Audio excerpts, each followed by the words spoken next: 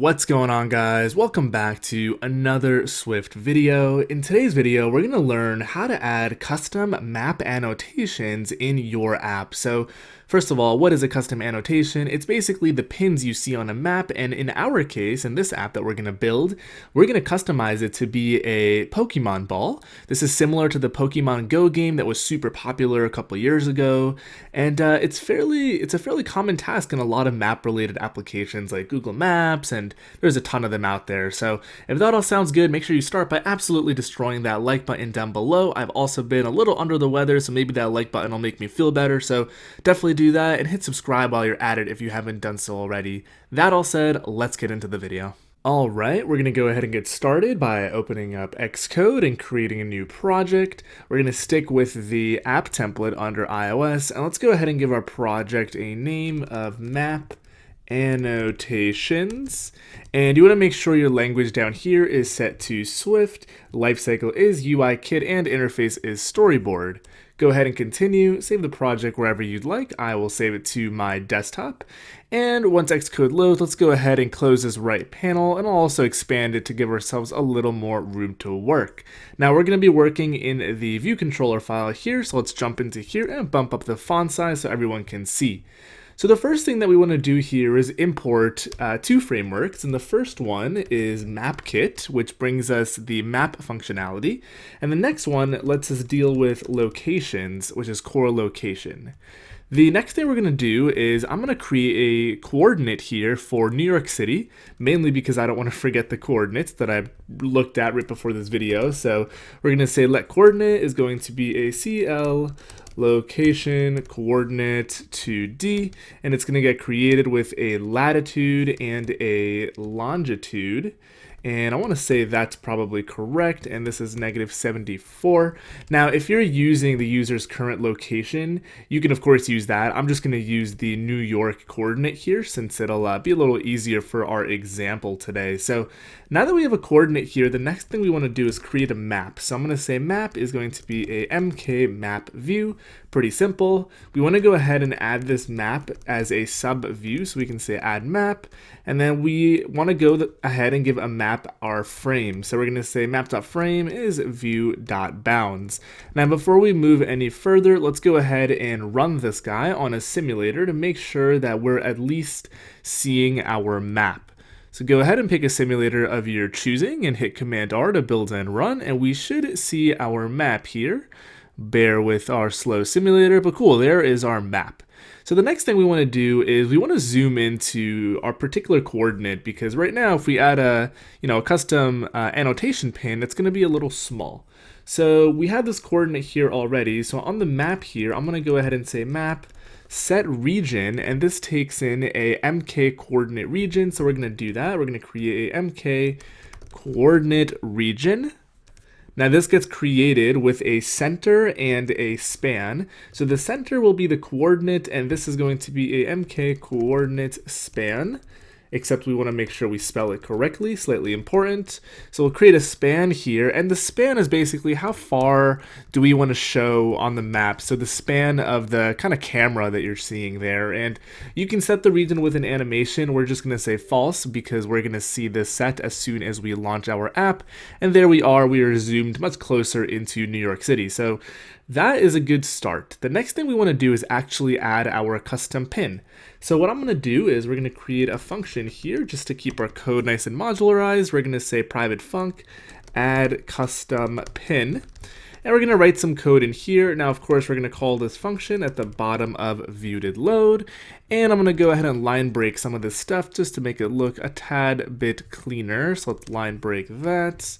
And let me also line break there and there. Pro tip, you can highlight and hit Control I to fix your indentation. Cool, so the next thing we want to do here is create a annotation. Now we're going to use a point annotation, then we'll customize it. So we're going to say pin is going to be a MK point annotation. Now on this pin, you can set a variety of attributes like the title. So we'll say some title. Actually, instead of some title, let's say Pokemon here, and then we'll say this has a subtitle go and catch them all. And then, of course, we want to add our pin to the map. So we'll say map.add annotation, and we'll say add the pin. Now, how do we actually customize a view for the pin further? This is where we need to assign the maps delegate up here in view to load, and we need to conform to it because we are going to be changing, or implementing, I should say, one of the functions. So once you conform, this error here should go away. Let's make sure we got that correct. View delegate, go ahead and hit Command B. Let's see what's going on. We should assign this to self, slightly important. And now that we've gone ahead and conformed to that, the function that we want is view for annotation. So if you take a look at the autocomplete, you don't want cluster annotation, you want this first one here.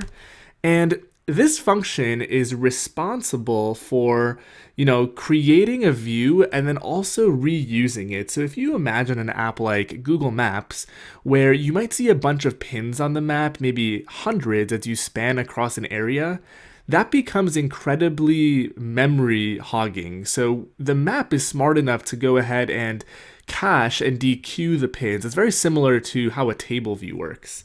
So the first thing we're going to do here is we want to make sure that the pin that we're trying to show, the annotation, is not the user's current location. So we're going to say make sure it's not the current user location. If it is, which is this else block, go ahead and return nil. And then next what we can do is we can say create our annotation view. So I'm going to say our annotation view is going to be mk annotation view optional.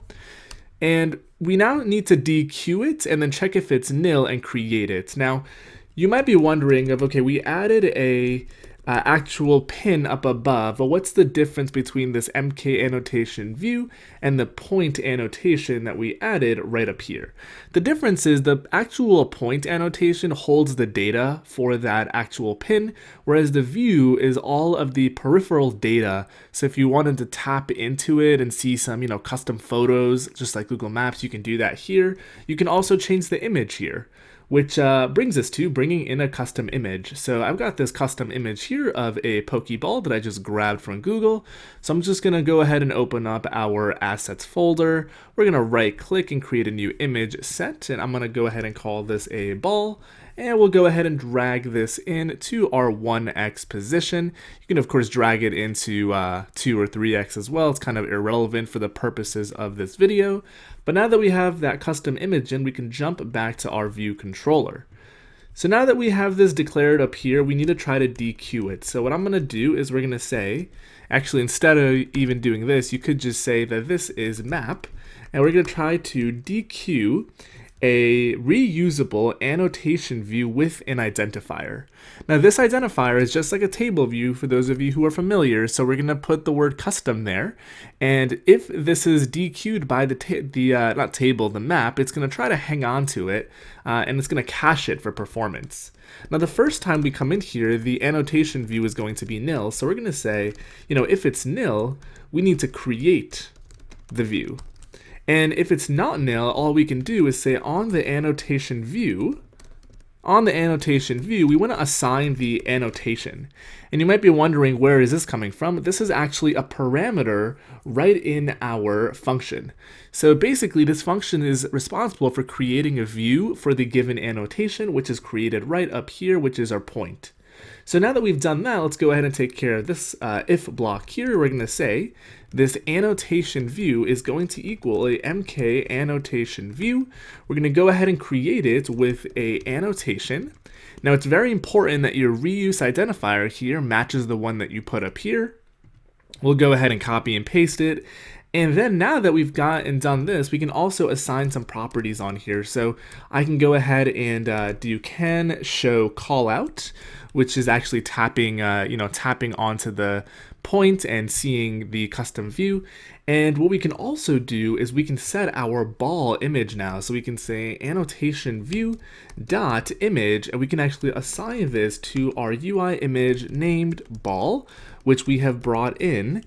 And let's see, I think that's all we need to do. So let's go ahead and give this a run. And what you'll notice is we'll now see our Pokeball on the map. So go ahead and pause and rerun your application.